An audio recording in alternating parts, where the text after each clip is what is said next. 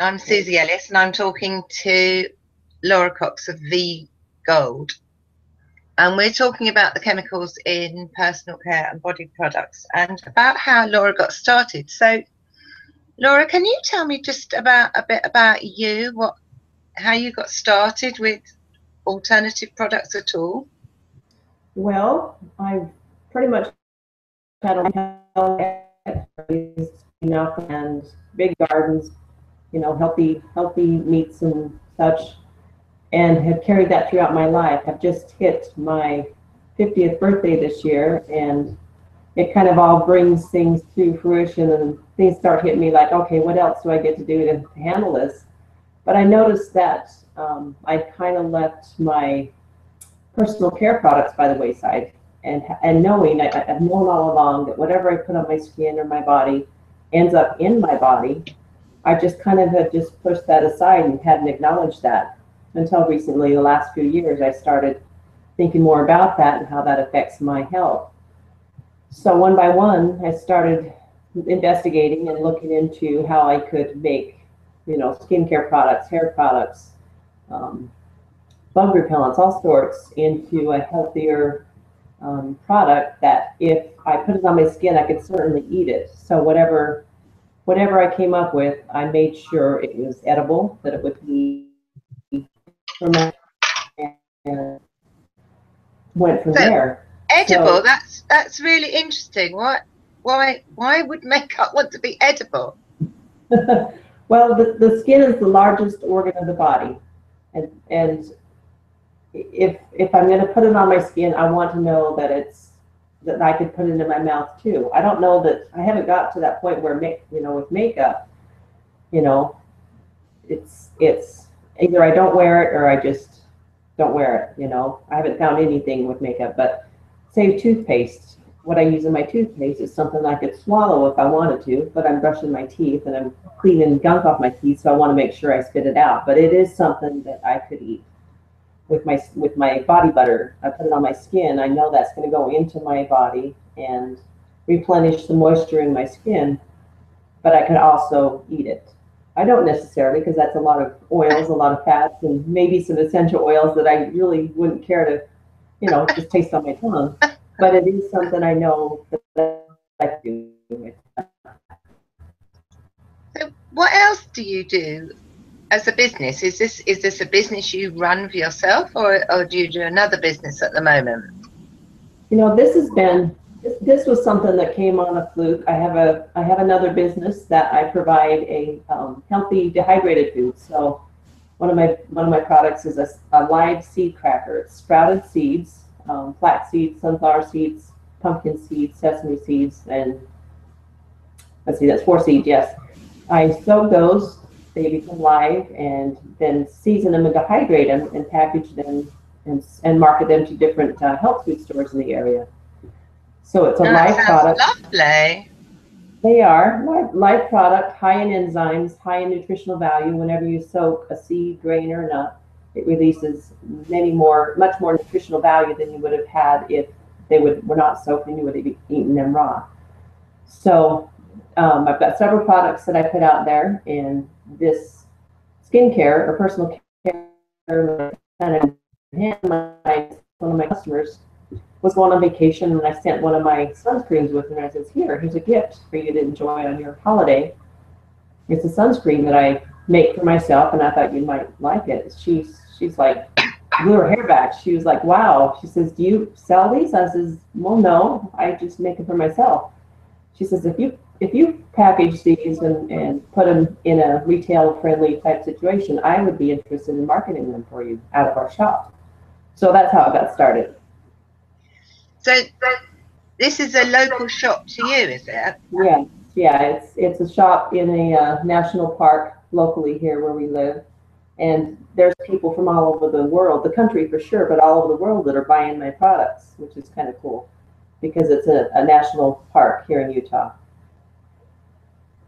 Oh, I see. So you have lots of tourists come and they buy from your shop? We do. It's called Zion National Park, and they come from all over the world. There's so many people, and the stop in that particular cafe and experience my foods and now my personal care products. Oh, I've that's heard from them. fantastic. We have a Facebook page, and they'll pop in and say hi. We love your foods, and how do we get them in Germany or in California or wherever?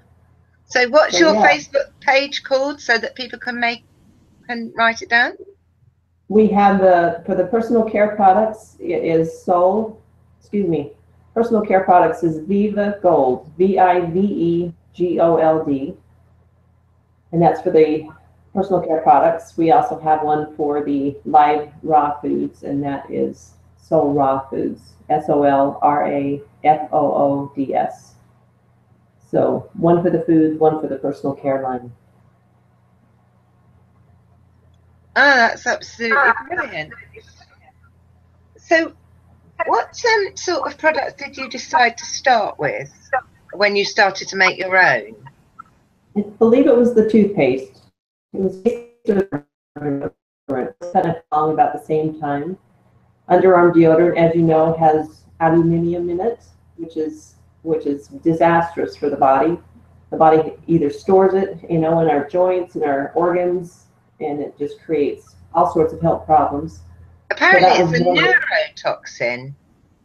Yeah, neurotoxin, and creates just havoc on our organs, on our endocrine system. So people that get thyroid issues may be derived from that aluminum in our deodorant, but it's in a lot of our personal care products as well.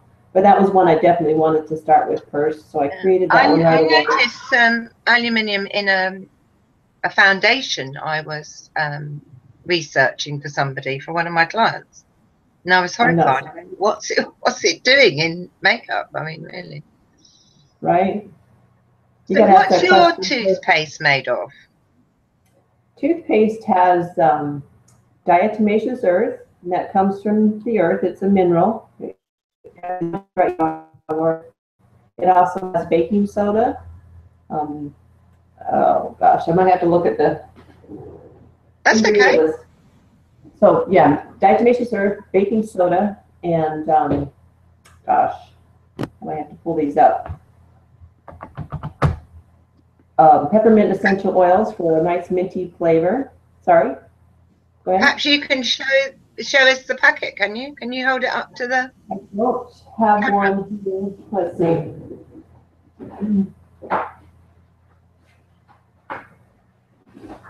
I do have some labels I can reference. Toothpaste, there it is. The toothpaste has, bentonite clay. You might be familiar with that. Bentonite clay, diatomaceous. Yes, usually I've used that in a face mask. I hadn't thought of using it on your teeth. Why is that good for teeth? You're going to be remineralizing your teeth as well. So people that have trouble with their teeth, whether they be extra porous or sensitive, or the earth will also remineralize the teeth to make them stronger and healthier.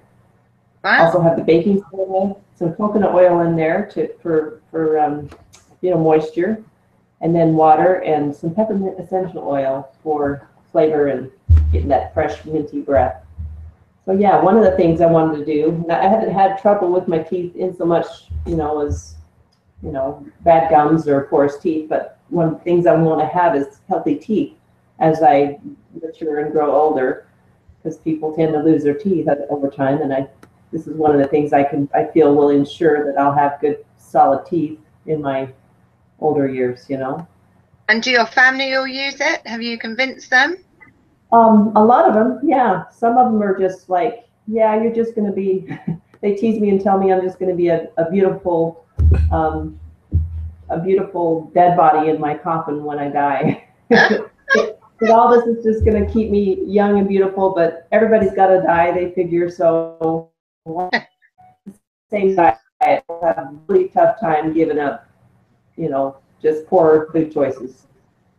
So does this toothpaste foam or anything? Like it lathers. Normal brands, they have sodium lauryl sulfate in them, and that's supposed to make it bubble. And of course, it's terribly bad for you. But what do you not worry about it foaming? Just a creamy type consistency with the coconut oil.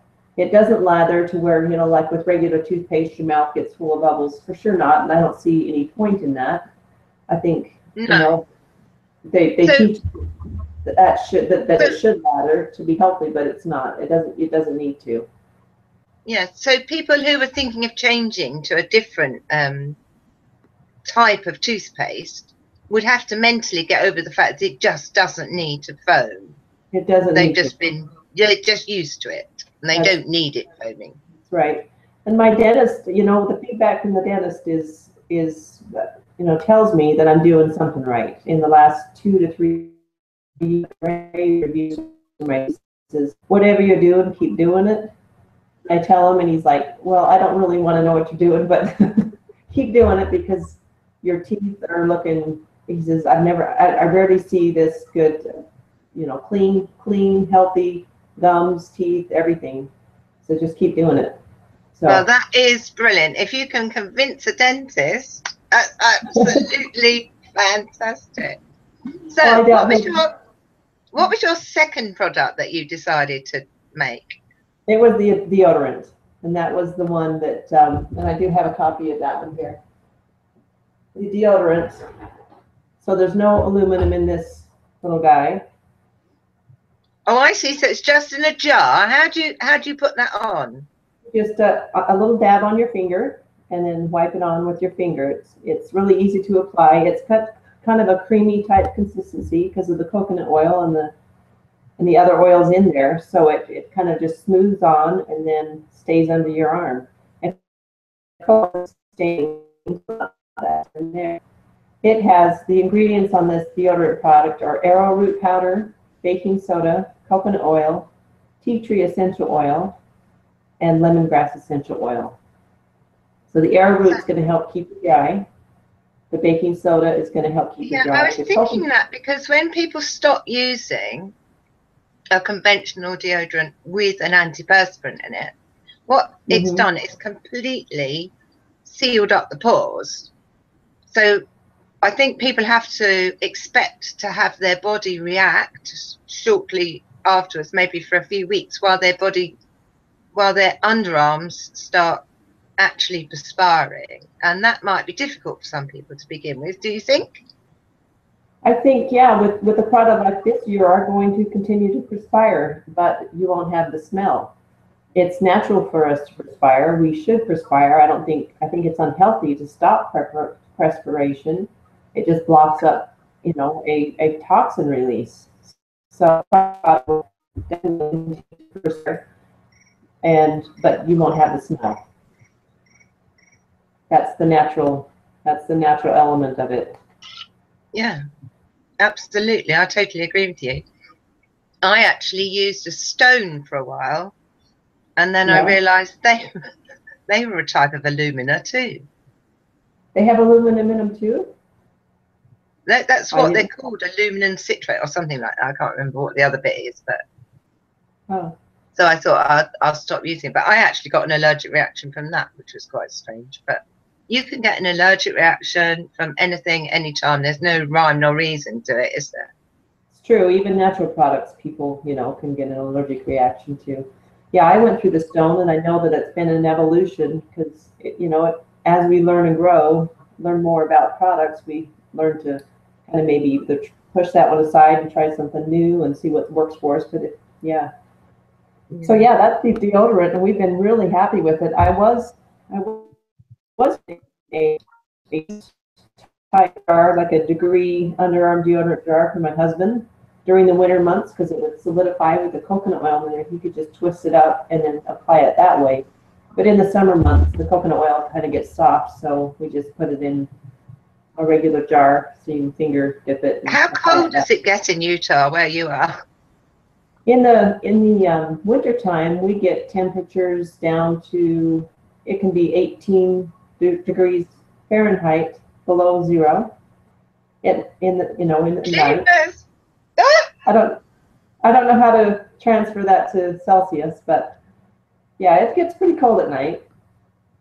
That's a lot colder than the UK. We're at 5,000 foot elevation, so it's, you know, it's fairly high elevation. It's considered high desert. So yeah. A lot of mountains around us. It sounds beautiful. So have you got any other products apart from these two? Yep, we've got a sunscreen. Oh, tell me about that. Sunscreen has been on my radar for a while. This is one I just created earlier this year, before the season, you know, when everyone's wanting to go out. There's something's just happened on your news in the States, hasn't it, about Jessica Alba's Honest? Yeah. People have been complaining because they're burning because she hasn't got 25%, whatever it is, calamine in it. Oh, I hadn't heard that one. I'd heard one about another natural product. A baby had it was a baby sunscreen. The baby had it applied to the skin and was out in the sun for a short time, and it came in with some severe burns on its shoulder where that product was applied. That was Neutrogena, and I actually have done a video. It was me, and I did a video post on that because I was so horrified. The poor child was burnt all over its shoulders. But, yeah, that's right. You told me about that one. Yeah. So, what have you got in your sunscreen? In the sunscreen, I've got. Okay, so we've got coconut oil, several different types of oil. So coconut oil, shea butter, jojoba oil, beeswax, zinc oxide, which you're familiar with, I'm sure, for a sunblock, sunscreen protector, red raspberry seed oil, and carrot seed oil. Those both have a high SPF and are a natural derivative oil from a seed, from a plant seed. And then we sweeten it with sweet orange essential oil, which gives it a nice smell to it. Carrot seed and red raspberry seed oil, high SPF. Yeah. Now, how did you find that out? Just through my research online. Those are two that stood out among. There's quite a few oils. Even coconut oil has about anywhere from a 5 to 10 SPF in it, as naturally occurring SPF. Yeah, I've always just used coconut oil. I didn't realize that there would be other oils that you could mix with it. It's quite extraordinary. But actually, you don't. In England, we don't really get a massive amount of sun. And when we do, people go out in it ridiculously. But for vitamin D, if people just took their children out early in the morning and, after that they had hats and shirts on, they wouldn't need to be slathered in, other products, would they? Right. But there are those fair-skinned and a lot of North Europeans that are blonde-haired, blue-eyed. They can't take much sun, as you know. I have more olive skin, dark-haired, dark skin. But those that I have a few relatives that have the really light skin, and they can't be out long before they can have some serious burning. No, and there's also a fallacy, isn't there? It's people with black skin. My girlfriend is from St. Lucia, Gail, and she burns in the sun. Does she? Huh. Yeah. Yeah. Dark. Yeah. So there's the. What would you what's your take on titanium dioxide that people usually put in sunscreens? Some of those long, lengthy words that you have a hard time pronouncing, some of those ingredients, I haven't researched so much. I know there's that website. I know you reference it a lot. Which one is it? The EWG, the Environmental Working Group, yeah. Yeah, that one. I've spent some time on there looking them up, but I don't really lock in or, put it up for recall what my take is on each of them. I just read that they're not healthy for our body. They shouldn't go into our body. And then I just kind of let it go. There's so many that I can't pronounce, so many that I don't remember. Titanium dioxide, I can't say. I just know that it's not in anything that I provide or that I use in my body. Well, that's brilliant, because there's some dispute going on now about titanium dioxide. People have been using it in sunscreens quite a lot, and there are various different size molecular structures, and the old-fashioned way, they were quite big, so that it did provide a cover on the skin, but now they've started to use nanoparticles. And nanoparticles are so tiny that they drop through the skin barrier, and the skin isn't a barrier, into the bloodstream and affecting the eyes and the kidneys and the liver and things. Wow. So I think the general public ought to look at titanium dioxide. It's the stuff in gloss paint that makes paint white, for goodness sake. I wonder why we really need it, you know, in our personal care products. But I'm really glad. Yeah, I'm really glad. I'm going to really want to try some of your products. Okay, well, we'll talk and we can get some sent over to you. I just shipped some over to friends over there in Ibiza, Spain. Oh, fantastic! So, what else have you? How many products have you got? 5, did you say? Just 5 so far. 5, okay, yeah. So we've done 3. What's another one? Body butter. Body butter. So body butter. Nice. Butter. It's something you can put all over your body, even your face if you have drier skin, because it's very emollient. It's very moisturizing. Maybe if you have oily skin, maybe not so much your face, but definitely on the body.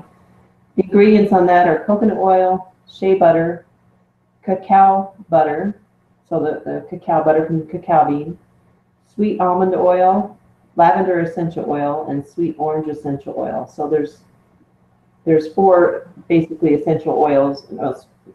4 oils, and then a couple of different essential oils to flavor it.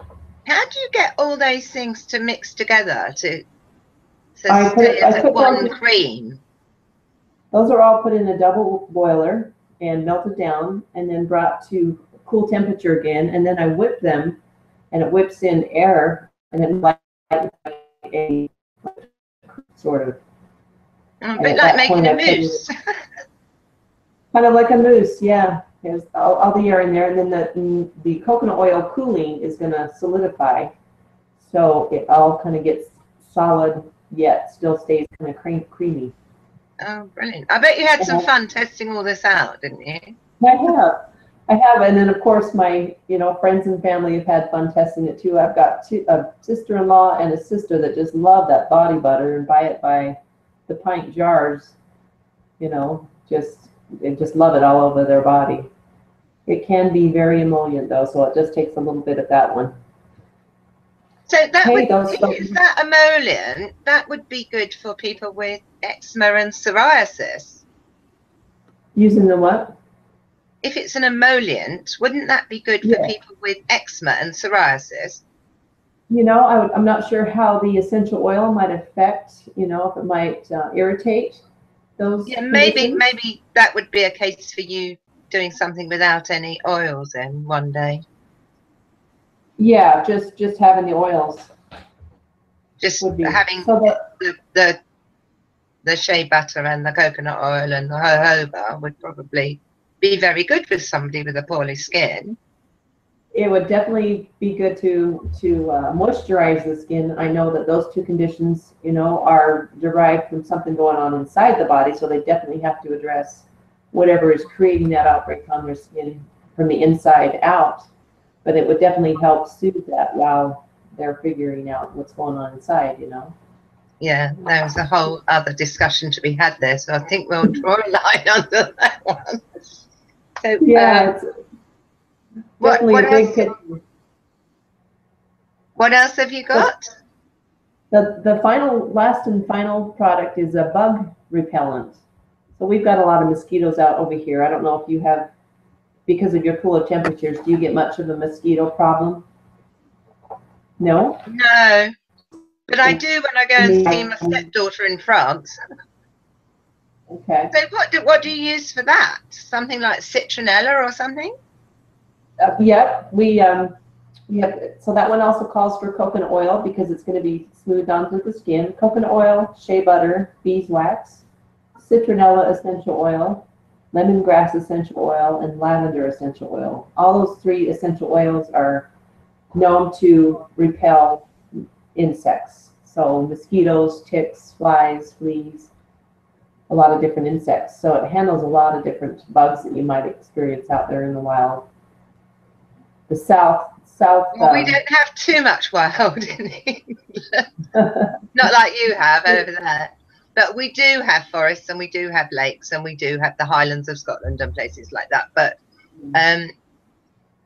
I suppose in the towns and cities we don't have as much of a mosquito problem. And mosquitoes are usually around water, aren't they? Yeah, they've got to have water. So. But when you go out into camping, like some of your friends might go camping, that would be a good thing to take to repel, the bugs that hang out in the forest, in the woods, and wherever they end up, by a lake or somewhere. You've mentioned lemongrass in a couple of your products. What's so good about lemongrass? Well, one, it smells nice. Are you familiar with the smell? Well, only in people use it in Thai cooking. I'd never thought of it as any other way. It's a really nice lemon scented essential oil, but it has many healing properties. And it also, one of the things it does is it repels bugs. It'll be repellent. So if you can put it in a body butter, even, you would be protected both from bugs and have nice moist skin. But it's a really nice scented essential oil, and it's one of the reasons I use it. It's citrusy smelling, fresh and clean. I suppose a good idea for something like that too is that I often have patchouli, because that repels moths, and I have that on a cloth in where I store my linen. And those come around when it's humid, right? From the humidity, the moths. Well, I don't really know in the UK where they come from, but they attack clothing here. See, we don't have that problem over here in Utah, where it's dry and cool. So humidity. Different problems for different above sea level heights, obviously. Yep. So what have you got in the pipeline? What's your next project? What are you going to create? I really want to work on getting something for the hair, shampoo, conditioner. So I'm not there's a lot of unhealthy ingredients in, store purchased shampoos. Even the ones you find in the health food store are going to have things that lather up. If it lathers, it's generally, not healthy because of the two you know about. This is actually the great misnomer, isn't it? I've just written an article about ingredients, because you start going through all the toxic ones in some products that you're definitely going to reject because they're mainstream, and then you go and think, right, I'll get one from the health food store, or I'll look at something that says organic or natural, and then you realize you've got to do a whole lot more thinking, because natural and organic don't really have any rules or regulations associated with them. People can say, oh, it's natural because something with cocoa amide written on the end of it is eventually from coconut, but what they don't tell you is that it's been created by dissolving solvents like hexane, which is horrendous. Yeah, so you start having to really look at what organic means and things like that, because there's another meaning for the word organic, which is anything that has carbon in it, i.e. anything that's ever lived. So some of these manufacturers really do pull the wool over our eyes, almost like, got to be a scientist, haven't you? But that's what I do. I do the research for people. So what are you going to do? What are your ideas about your shampoo? What would you like to put in? I've researched a couple of different ones.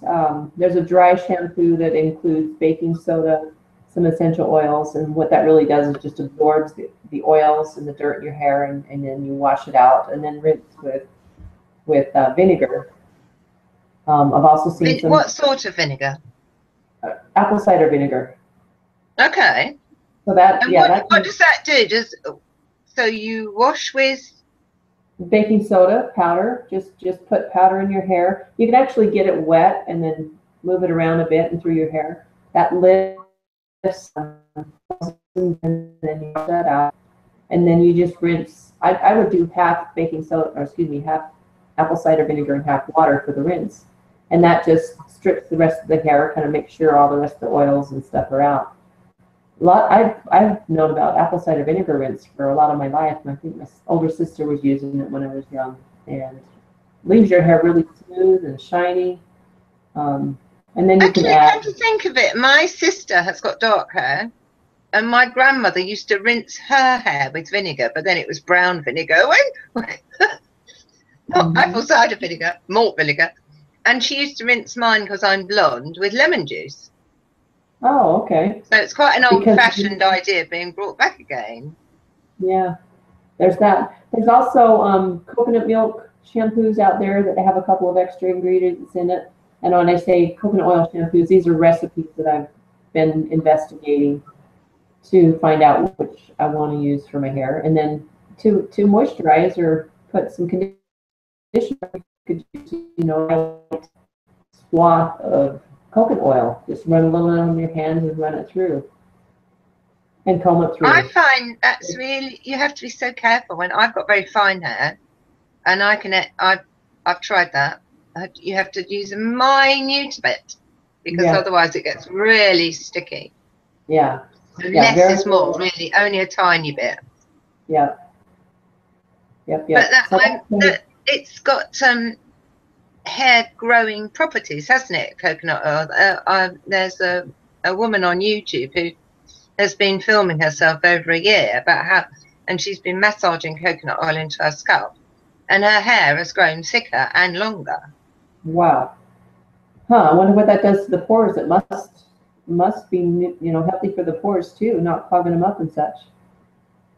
And yet people have this thing about oil that it would clog pores, and it really does the opposite. It's like our bodies, isn't it?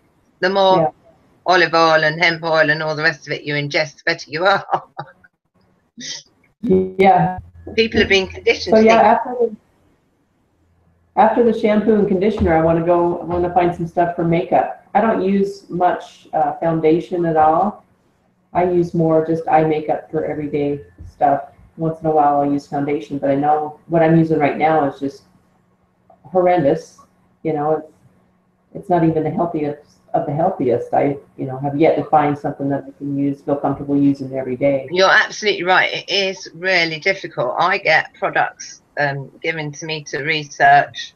I've got a mascara over there that I'm going through the chemicals now. I think what you have to do is find the best you can, and then you know you're doing the best you can while you look for the ideal product, because none of us really want to go out without mascara on a good day. Unless you're going swimming or something. But people love wearing makeup, don't they? I mean, YouTube is just full of videos of girls showing people how to do makeup, and the transformations are amazing. You know, some girls have got really bad skin and they end up looking like Photoshop models just for this makeup. It's fascinating. But how do you make that stuff that is not going to harm people? Yeah.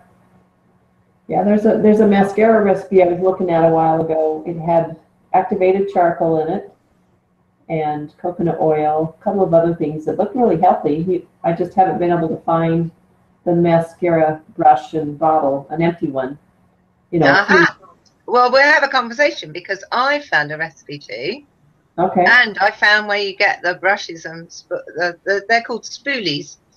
I found out where you get them, and my recipe also had beeswax in it. Oh, yeah, exactly the same.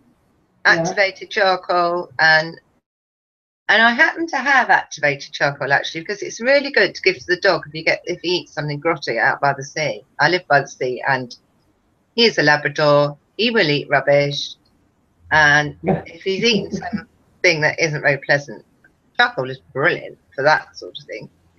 Yeah. But and also totally natural substance that isn't going to harm your body, because you can eat it on your eyes. So you can eat your mascara. Yeah. It's definitely a detoxifier too. So even if it does go in your body, it'll aid in detoxification. Yeah. So are you just making these products for the shop in your national park? Are you considering selling them, in a bigger way? That's a possibility. It's a small possibility right now because my focus is on my foods, my natural foods. So with your audience, I'm happy to share ingredients of the products to help others maybe figure their own recipe out at home. Definitely, if I did get bigger and grow with these products, it would be nationally. I would have to figure out how to do that internationally with, all the laws, rules, regulations of exporting products. Foods Yeah, I and know of are a course, little every country that, any manufacturer of cosmetics and personal care and body care products have to fulfill the criteria of each individual country. For instance, I researched, somebody had a bad allergy to Nivea, and they bought it in Italy, and they usually live in the UK. And when we looked at the two packets, the one she bought here and the one that she bought in Italy, they were totally different. Well, not totally different, but enough that we found the ingredients that were possibly triggering off her allergic reactions. So it is difficult to comply with rules and regulations, I know. Yeah, but anyway, it's a conversation to be had, isn't it? Yeah, for sure. It has a lot of hoops to jump through, and I'm prepared to do that here, but it could be a while before I get to that point beyond the borders. Well, it's fantastic. It's really fantastic, really interesting. And thank you so much for talking to me. It's been really brilliant. You're very welcome. I'm going to stop the broadcast now and say thank you very much. But stay on the line and I'll have a chat to you about spoolies. Okay. Thank you, Laura. You're welcome, Susie. Bye-bye.